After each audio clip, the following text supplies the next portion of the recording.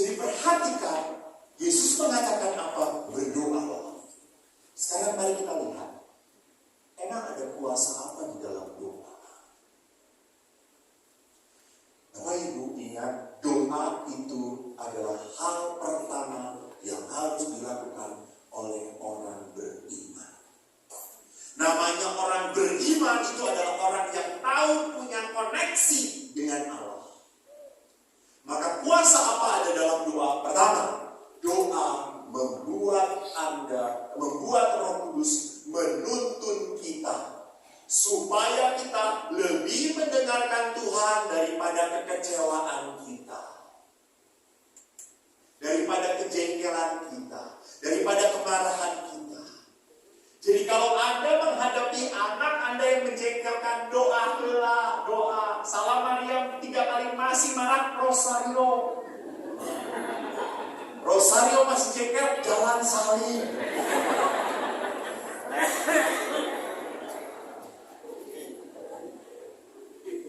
Berdoa. Berdoa itu membiarkan apa? Anda dituntun Roh Kudus, bukan dituntun oleh kemarahan dan kejengkelan. Bapak Ibu lihat, pada saat kita marah, pada saat kita jengkel, akhirnya apa? Kita akhirnya ingin meledak. Coba tolong Bapak Ibu. Kalau kita sudah marah, meledak itu selesai atau tidak? Tidak. Terus.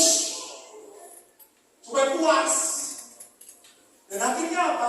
Rusak relasi kita. Rusak.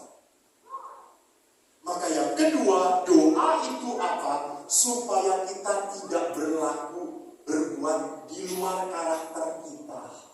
Ingat Bapak, Ibu, Anda itu ibu-ibu yang baik. Betul, ibu yang baik. Tetapi kalau udah jengkel dan Anda tidak berdoa, Anda bisa mengutuk anak Anda. Betul atau tidak? Itu berlaku di luar karakter Anda. Maaf, Anda sudah kesetan, bukan ketuhanan yang Maha Esa. Anda tidak mengikuti sila pertama dalam Pancasila. Jadi kalau orang sudah meledak-ledak marah, ingat, Anda sudah kehilangan karakter Anda. Anda itu tuh baik. Sama, Bapak Ibu, saya coba mereferensi kepada apa yang dikatakan Pak Romo Edwin, apa yang dibahas oleh Romo Edwin. Salah satu penyebab dari perkawinan hancur adalah apa? Pasangan berubah karakternya. Kenapa sampai karakter pasangan berubah? Mungkin karena bosan. Sudah tidak sayang lagi. Atau mungkin sudah lama tidak dipedulikan. Dia sudah tidak punya waktu lagi untuk saya. Habis waktunya dia untuk saya. Jadi karakternya berubah. Padahal suami istri, mohon maaf, sejak awal suami ini melihat istrinya baik atau tidak? Istrinya melihat suaminya baik atau tidak? Baik. Nah, hanya itu baik karena apa? Berubah karakter. Bisa jadi karena pasangan juga. Ya.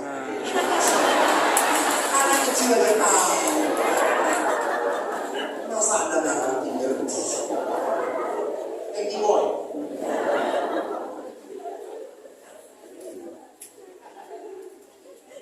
Ketiga, saya suka ini. Ada ini.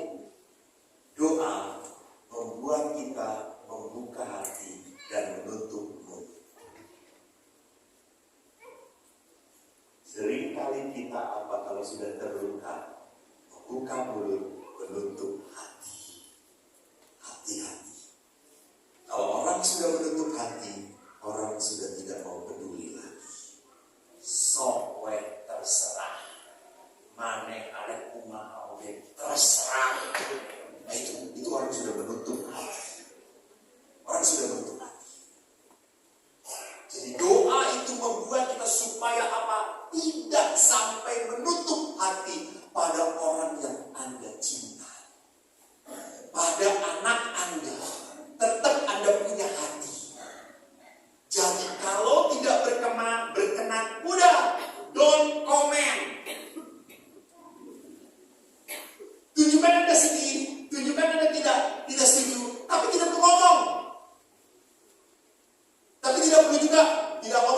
banting sarua wae.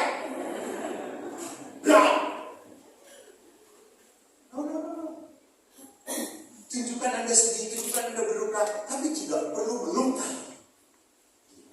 Tidak perlu menanggapi. Karena bagaimanapun, sekali lagi, setelah anak-anak kita besar, dia punya jalannya sendiri. Sekali lagi, sebagai orang tua, tidak berkenan. Tidak seperti yang saya mau. Ya sudah, doa. Tutup mulutmu. Buka hatimu. Keempat, doa bukan bertujuan mengubah anak kita. Bukan mengubah pasangan kita. Cuma apa? Mengubah respon kita. Menanggapi kekecewaan yang kita alami. Ingat, kita tidak pernah boleh menjadi pribadi yang reaktif. Tetapi kita harus menjadi pribadi yang responsif. Kalau reaktif itu kan menyakitin, gua sakitin lagi. Tapi kalau responsif, dia menyakiti, saya tetap mencintai. Kalau responsif itu mikir dulu, jangan langsung lakukan dulu. Bu, lihat suami dan dengan laki-laki. Dengan laki-laki.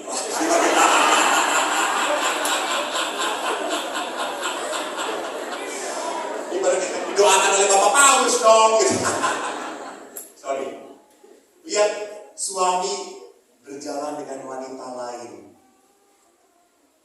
Dan itu bukan Anda sebagai istrinya. Apa yang Anda lakukan?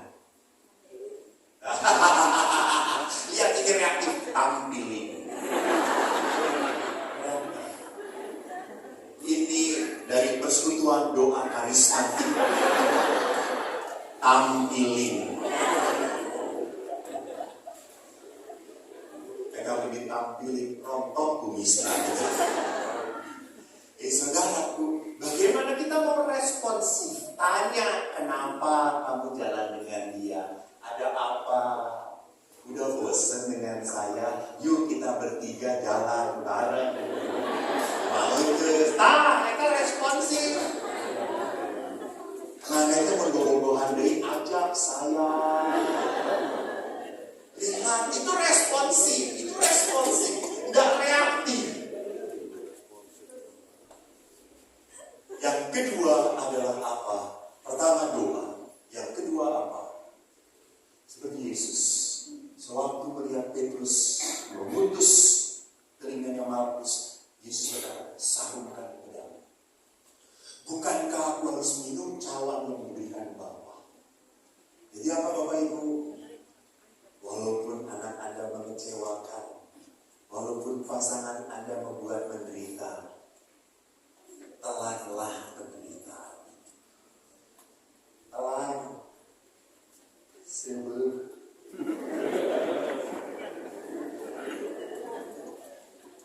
telan. Jangan muntahkan, telan. Maka meminum penderitaan artinya apa?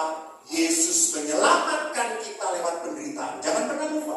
Yesus saja menyelamatkan kita dari penderitaan. Jadi kalau kita mau mengikuti Yesus, bisa terjadi bahwa apa? Bahwa anak kita, pasangan kita adalah cawan-cawan penderitaan yang harus kita telan. Yang harus kita tunjukkan kepada Yesus, kepada Tuhan, saya pun mau mengikuti kamu. Kedua, penderitaan terjadi karena kita hidup dengan anak yang tidak sempurna. Pasangan kita tidak sempurna. Jadi tidak ada di dunia ini, di Santo Laurentius ini, keluarga yang tidak punya penderitaan. Ada. Kecuali keluarga Gelo.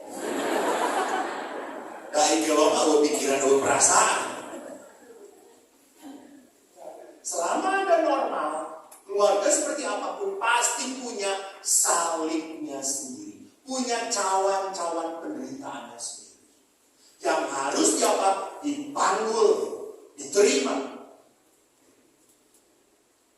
Saya harus menerima cawan penderitaan sewaktu saya harus harus menjadi imam. Apa artinya calon pendeta punya? Hari Minggu umat datang banyak, setelah jam 10 pergi sorangan deui. Hiji ningali teman babaturan tersinggung sorangan. Hiji.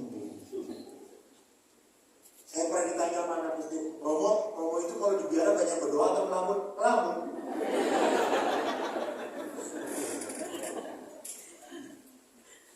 Hei Bapak Ibu, kita punya cawannya masing-masing. Anda pun sama.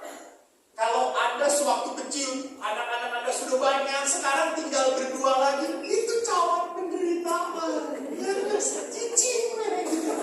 Perlu lantai 2 kali secina tangan dia. Belajar menikmati. Jangan berkata, aduh kesepian, ayo dong, tengokin oma. Lalu anak menjawab, repot, tahun depan ya. Sedih deh, gitu. Gantung diri we oma, gitu. Sok, pasti. Kalau oma gantung diri pasti cucu-cucu datang.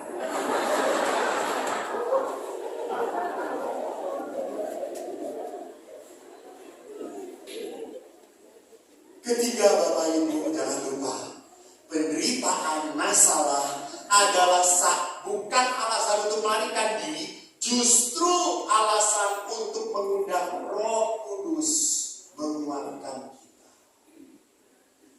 Jadi kalau Anda tidak mampu menghadapi penderitaan, sorry, ada Allah. Tuhan kuatkan.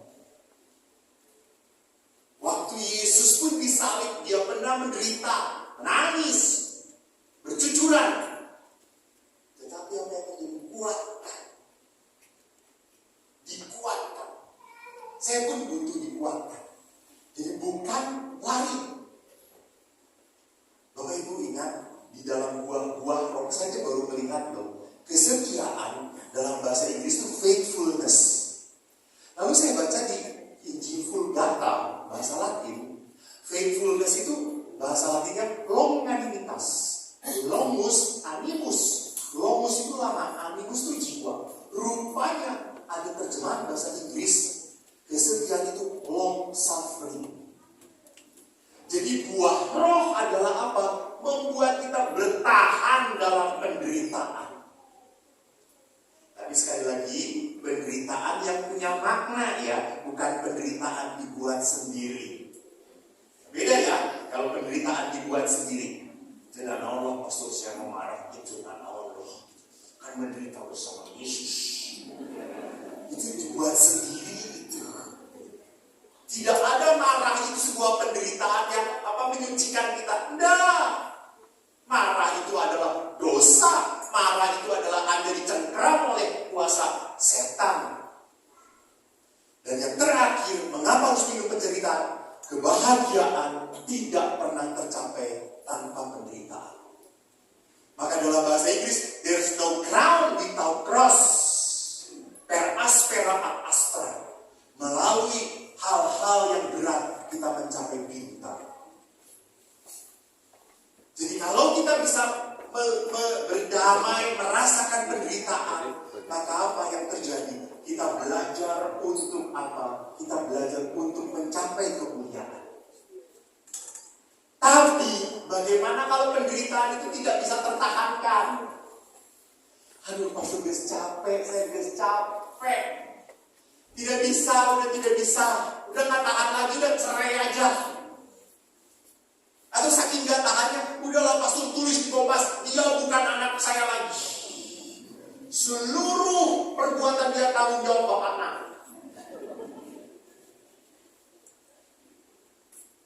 Sampai titik di mana dia meledak. Bagaimana? Supaya kita bertahan. Saudaraku ingat, waktu Yesus menanggung salib, Yesus dibantu oleh siapa? Simon dari Kirene. Yesus tidak akan tahan sampai Golgota.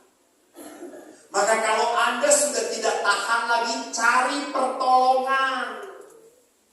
Cari orang-orang yang bisa mendoakan Anda. Cari sahabat-sahabat Anda yang bisa diajak ngobrol. Jangan cari suami Anda karena dia sumber penderitaan. Misalnya, ini misalnya. Tapi cari komunitasnya yang baik. Itu jangan. Suami saya nih. Pasti ada berbakat. Tinggalkan. Mana payu kene, payu. Udah bapak-bapak udah pastur ya top. Gak bisa. Kalau komunitas ke komunitas jelek, pasti akan membawa kepada kehancuran. Kita harus punya komunitas yang benar. Maka tolong Bapak Ibu ikut camp, ikut SEM, ikut pendalaman kitab suci, ikut persekutuan doa, apapun itu. Jangan hanya ke gereja doang, pertemuan lingkungan doang. Pertemuan itu kan butuh. Tapi apakah punya sebuah grup komunitas yang sungguh punya ikatan doa atau tidak? Cari pertolongan. Ya kalau tidak bisa cari psikolog, cari pastor, ngobrol, bicara. Supaya kita dapat bantuan. Yang kedua, Bapak Ibu ingat gak? Waktu Yesus disalib, Yesus dikasih anggur 2 kali. Dikasih minuman. Yang terakhir, waktu Yesus berkata apa? Aku haus. Dikasih minum. Diminum atau tidak? Diminum oleh Yesus. Tapi waktu pertama kali Yesus diberi anggur, ada dalam Injil Matius dan Markus, mereka memberi anggur bercampur mur, bukan mur baut ya. Mir dalam bahasa Inggris, tetapi ia menolak. Kenapa? Karena dalam tradisi Roma, orang yang mau disalib memang dikasih itu supaya painkiller. Painkiller itu mengurangi rasa sakit. Dan Yesus menolak. Yesus tidak mau lari dari rasa sakit. Yesus justru menghadapi rasa sakit. Bapak Ibu, maka jangan minum racun. Apa racun kehidupan? Judi, main wanita, minum-minum, pornografi, atau overeating. Wah, saya mah sedang stres lah. Daripada bunuh diri, dunia teori. Justru itu Anda sedang bunuh diri pelan-pelan. Dan membuat menderita pasangan Anda. Jadi, kita membuat mati rasa supaya melupakan penderitaan. Terus kalau kita karaokean tiap hari, nyanyi terus, poho utang, poho segala, gitu. Poho yang kurang bersekolot, yang kurang tegadis diri, gitu. Melupakan kesakitan. Ingat, Yesus tidak mau melarikan diri dari kesakitan. Yesus merasakan kesakitan, membiarkan kesakitan terjadi. Jadi kalau kita melarikan diri, kita hidup dalam kepalsuan. Dan yang ketiga, yang terakhir, saya ingin ambil dari Yunus. Waktu Yunus di kapal, ingat, sebentar, orang Katolik masuk pintar kitab suci. Yunus itu perjanjian lama, perjanjian baru.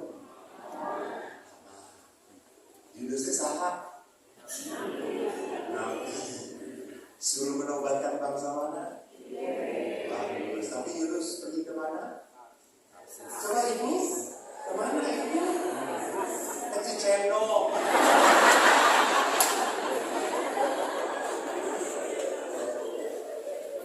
Ke Tarsis. Lalu kapalnya kena badai. Semua orang berdoa. Tapi apa yang terjadi? Emang ada kecuali Yunus. Ibu jangan nama-namain. Semua berdoa tapi tetap badai tidak berhenti. Bagaimana berhentinya? Yunus berkata, ayo ini, oh ya katilu kene, kurang seloncat ini keopat. Ini keopat nah. Oke, keopat sajalah dulu. Yunus berkata, angkat aku, campakkan aku ke dalam laut, maka laut akan menjadi reda dan tidak menyerang aku. Betul. Sebab aku tahu bahwa karena aku badai besar ini menyerang kamu. Maka apa yang terjadi? Bapak Ibu, kadang-kadang ada orang-orang yang membuat saya selalu capek hati. Ambil jarak dengan orang-orang itu. Ambil jarak. Jangan putuskan hubungan. Jangan putuskan relasi. Jangan tutup hati. Enggak. Tapi saya mengambil jarak.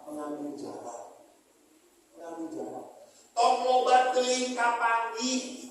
Ya. Ngerti maksud saya? Anda kan habis. Lama-lama Anda akan capek. Dan yang terakhir adalah yang ketiga. Harusnya keempat dan ketiga. Terakhir adalah apa? Pengampunan. Brother Jude pun berbicara tentang pengampunan. Tapi saya sukanya di sini apa? Pengampunan adalah apa? Pengampunan adalah saat bagi kita untuk menyembuhkan luka.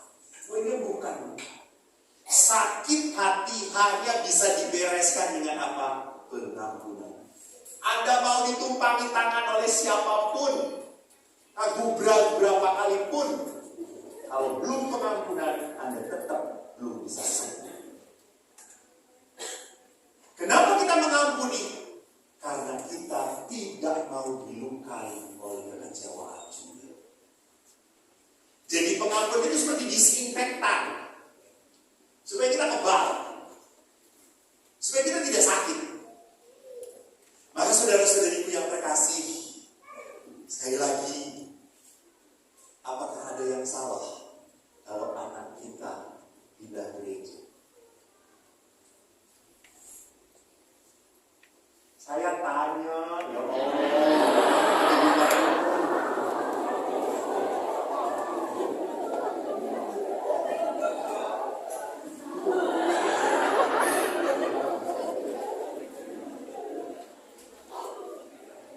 Persekutuan doa. Apakah ada yang salah kalau anak kita menikah dengan beda gereja? Hah? Salah. Tidak ada yang salah. Tidak perlu tapi. Ini lihat, manusia masih belum bisa melepaskan gitu ya. Tapi ada itu beres, itu sarua wae gitu ya. Tidak ada yang salah. Oke, ini perjalanan yang terjadi harus tidak terjadi. Ya sudah. Walaupun Anda tidak berkenan. Mengerti maksud saya? Ya kalau itu jalannya dia. Dan itu adalah jalan yang membahagiakan dia. Ya sudah. Tapi saya tidak berkenan. Minumlah cawan penderitaan. Jelas. Ibu-ibu PR. Ulah tampilin.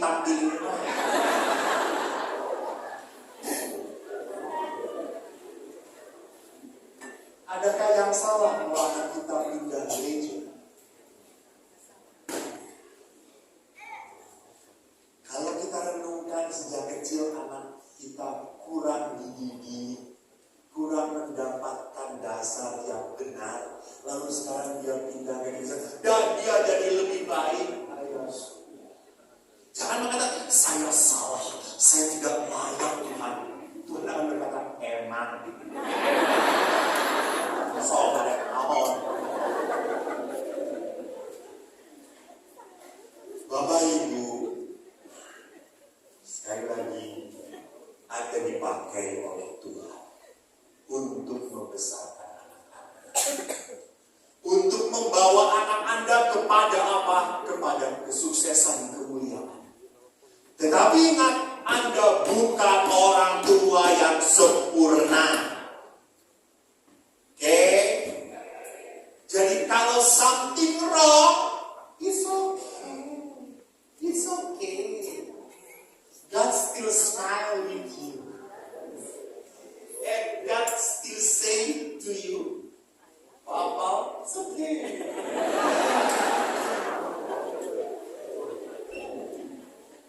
Oke, terima kasih. Tuhan memberkati. Wow, yang salah? Cuma satu yang tidak, Pastor. Yang lain masih. Walaupun berat ya. Pastor, tapi saya mau tanya sedikit nih. Banyak sih, gak mau sedikit. Tadi balik ketika kita... Oh baiklah, aku mengizinkanmu. Bapak Ibu yang terkasih, tadi Pastor sudah menjelaskan dari ketika anak kita masih kecil, ya, dengan range umur ketika anak masih menerima, kemudian ada perubahan dengan berteman dan lain sebagainya, sambil Pastor minum supaya minumnya tidak terasa nikmat. Pertanyaan saya adalah, kan tadi disebutkan bahwa orang tua itu apakah sudah memberikan ajaran tentang keimanan Katolik ini sebagai sesuatu yang berharga kepada anak-anaknya, yang akan kemudian akan dia perjuangkan. Pertanyaannya Pastor, bagaimana supaya perasaan mengimani bahwa iman Katolik ini berharga kepada anak itu apa yang harus dilakukan orang tua? Supaya ketika adakah yang salah, kami bisa menjawab tidak. Silakan Pastor. Tetap ada yang salah. Loh, kembali kita kan tidak sempurna. Hanya jangan mencari-cari siapa yang salah. Juga ada ketidaksempurnaan, dia bukan ada yang salah. Ya, tapi jangan mencari-cari, karena pada saat mencari Anda hanya melukai. Apa sih mama elu dileleti mestina jadi gede pencikan. Jadi pertanyaannya adalah bagaimana kepada anak untuk menunjukkan bahwa iman itu berharga. Bapak Ibu tadi, anak-anak itu butuh teladan. Tindakan lebih kuat daripada kata-kata. Di saat melihat tindakan orang tuanya, anak-anak tahu, oh, doa itu kuat. Begini Bapak Ibu, ada hal yang lucu. Waktu mau memberkatan rumah sore kan sering hujan, ya kan, hujan terus. Waktu beberapa minggu yang lalu hujan terus. Terus saya tuh ngomong ke Bapak, Pak, kan minggu Pak, udahlah minggu siang aja supaya terhujan. Apa kata Bapak saya? Saya sudah berdoa. Terus saya tuh cicing. Walaupun saya pastor, saya lebih percaya musim hujan.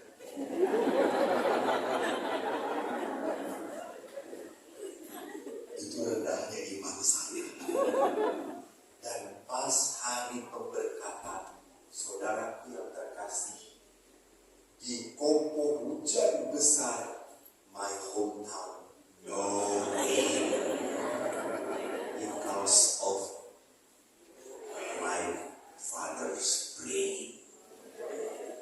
Saya belajar iman dari ayah. Kenapa? Memang ayah sejak dulu adalah berdoa, gak bohong.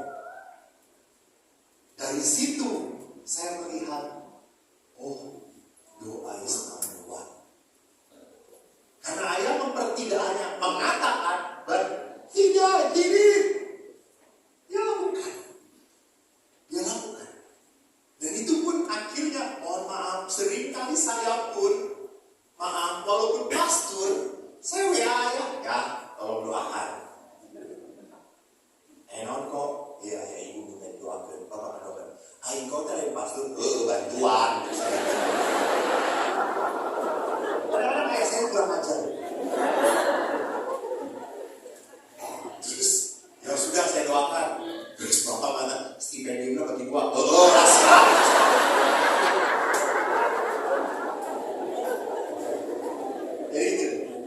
Jadi tunjukkan pada mereka bahwa memang iman itu berhadap, ya show it.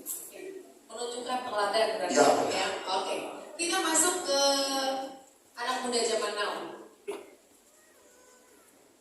Kebetulan saya juga mendampingi orang muda karena saya ketua seksi kemudaan. Saya mau udah lewat. Pernah. Oke, pertanyaan saya pastor terkait fenomena agnostik. Ya. Terjadi fenomena agnostik pada orang muda bahwa orang muda berpikir cukup berbuat baik saja. Tidak perlu melakukan kewajiban-kewajiban agama bahkan beragama karena berpikir dengan berbuat baik saja cukup. Padahal kita tahu keselamatan kita dapatkan, mohon dibenarkan ya. Kalau salah diluruskan.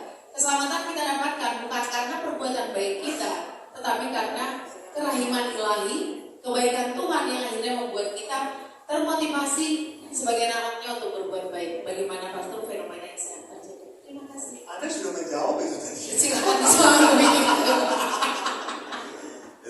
Jadi anak muda itu selalu pikirannya fungsional. Ada fungsinya nggak? Ada manfaatnya nggak? Jadi kalau saya doakan ada manfaatnya tuh. Pernah tuh anak-anak juga. Ya, saya kan pernah cerita tuh diundang makan oleh orang keluarga yang saya baru kenal, makan steak di TC. Dan itu pasti bukan orang Florentius yang undang. Gak mahal di sini. Lalu pas sudah nyampe makanannya, wah, dan auto isikan menunya gede-gede tuh, mantap banget, 7,5 cetiau. Untuk dibayarin, saya beli yang cetiau. Lalu saudara, lalu saya tuh sampai semua. Ada siapa masuk makan malam? Ibu doa, saya doa. Ayah anak ngeliatin. Setelah selesai doa, dia nanti ngomong, pastor, emang setelah doa dan tidak doa ada bedanya? Berubah nggak setiknya? Terus saya